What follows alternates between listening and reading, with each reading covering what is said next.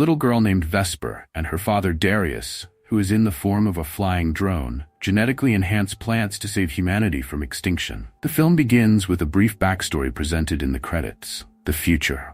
In an attempt to deal with the ecological crisis, humanity became overly engrossed in genetic technologies. As a result, new microorganisms leaked from research laboratories, leading to the extinction of all edible animals and plants, as well as the partial extinction of humans. The remaining survivors take refuge in so-called citadels, where strict population control is enforced and modern technology helps them survive. The others struggle for survival in barren lands, forced to trade genetically modified plant seeds with city oligarchs, ensuring that the fruits grown from them do not produce offspring.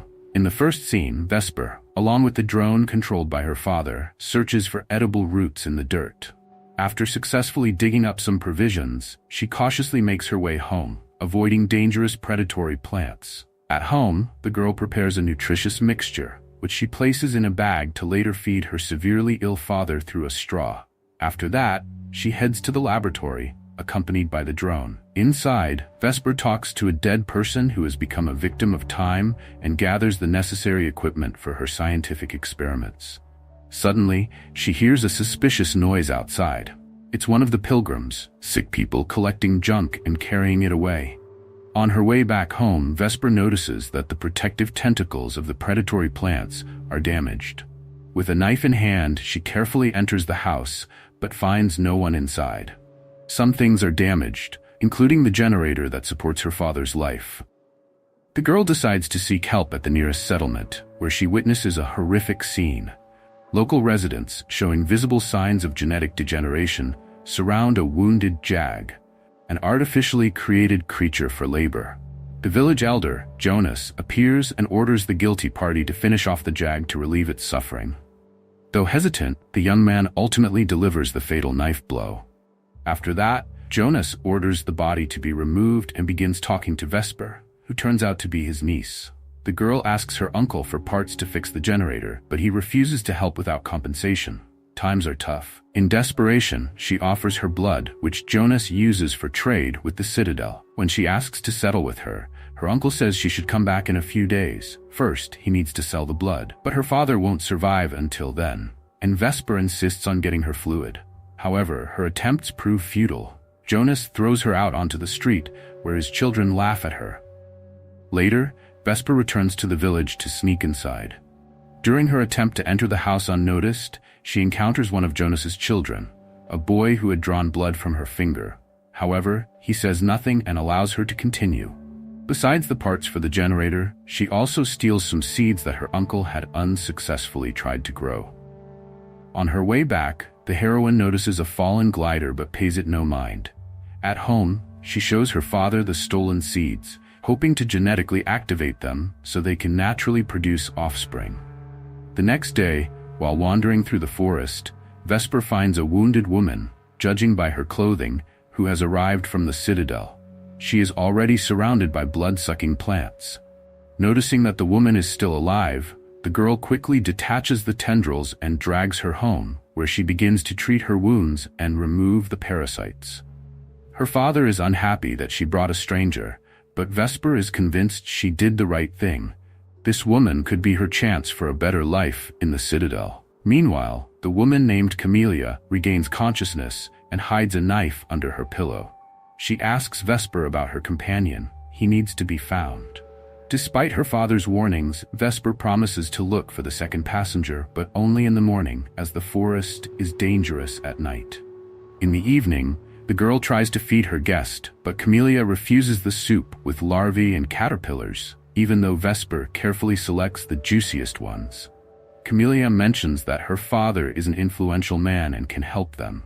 Vesper shares about her own father, who was a soldier in the Citadel until he was injured. The drone became the only gift he received for his service. Suddenly, the sick man has a seizure. Camellia calms him with a kiss, after which he falls into a deep sleep. In the morning, the heroine sets out with the drone to search for the crashed glider. Following the debris, she finds the vehicle in a ravine. Just as Vesper is about to open the door, Jonas appears with some henchmen. Upon seeing the injured man from the Citadel inside, Jonas chokes him instead of helping, ignoring the tears and pleas of his niece. Realizing there is a second passenger somewhere, her uncle asks Vesper if she has seen anyone, but she lies to protect Camelia. Upon returning home, she also lies to her guest, claiming she found nothing. That night, Vesper takes Camelia to her garden, where her unique plants are growing. Vesper strives to demonstrate her skills in genetics, hoping that Camelia will speak up for her in the Citadel. During their conversation, the girl talks about her mother, who once left with pilgrims when she fell ill. They then start looking at a book about animals. Camelia, who grew up in more comfortable conditions, shares interesting facts about extinct creatures with Vesper. After discussing with her father the need to call people from the Citadel for Camelia, the girl tries the next day to sneak into her uncle's house, where the only transmitter for communication in the area is located. The drone goes on a reconnaissance mission. When Vesper arrives, her uncle is tinkering with its insides. He asks why she came, and mentions that someone stole his seeds, for which he had to punish his son, who was on duty that day. Scared by his grim tone, Vesper finds a moment and grabs the drone, running away. Jonas follows her and whistles for his sons. In the forest, the girl launches the drone into the air, but after the repair, it barely stays airborne and falls into a ravine. As she descends after it, Vesper discovers the body of a dead boy, the same one who had previously not raised the alarm. Soon, boys sent after her run up and catch her. Two of them hold Vesper while the third brands her wrist with a hot iron. Back home, feeling down, the heroine tries to fix the drone. Camelia comforts her, and ultimately Vesper confesses that her father, the second passenger of the glider, is dead. She takes Camelia to the forest, where her father's body lies in the swamp. The girl notices a scar on Camelia's back and realizes that she is an artificially created jag, unique and endowed with full consciousness. She escaped from the Citadel with her creator for violating the law regarding sentient jags. Vesper understands that Camelia cannot take her with her to the Citadel, as she herself cannot return there. This enrages her, and she throws dirt at the woman. Returning to her father, the girl recounts what happened. He notes that she still needs to run. Jonas has marked her as a victim and will punish her for stealing. Meanwhile, in another room, Camelia tries to commit suicide with a hidden knife but misses. Hearing her scream, Vesper rushes to help, preventing the tragedy. After making up, the girl asks Camelia for permission to examine her genetic material.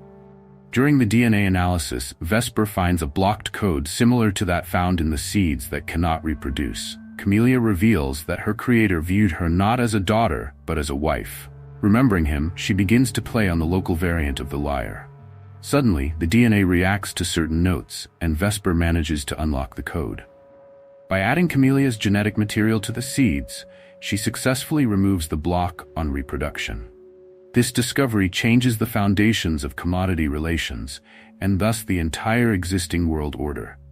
Upon learning of this, Vesper's father instructs her to go with Camelia to another citadel and exchange the unlocked seeds for safe shelter. To complete her experiments, Vesper heads to the laboratory.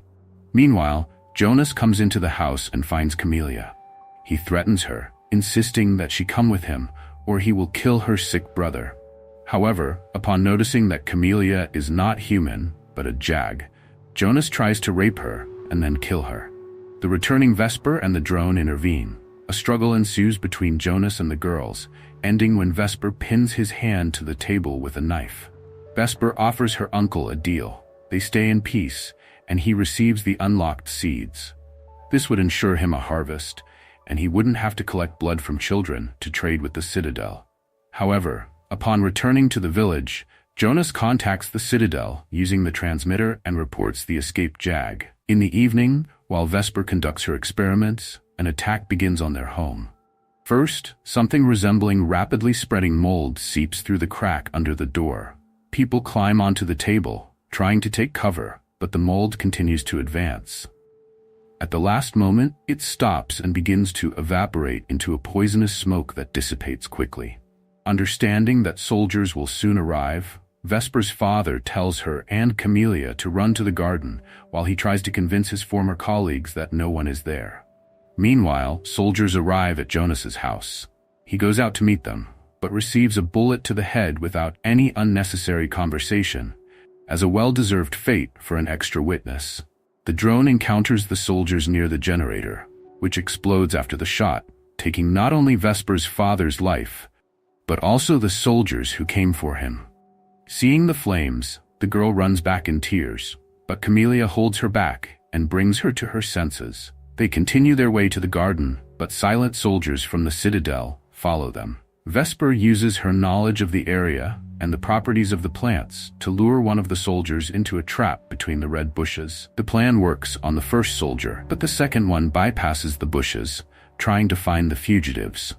The girls hide behind the bushes until one of the plants gives them away with its squeak.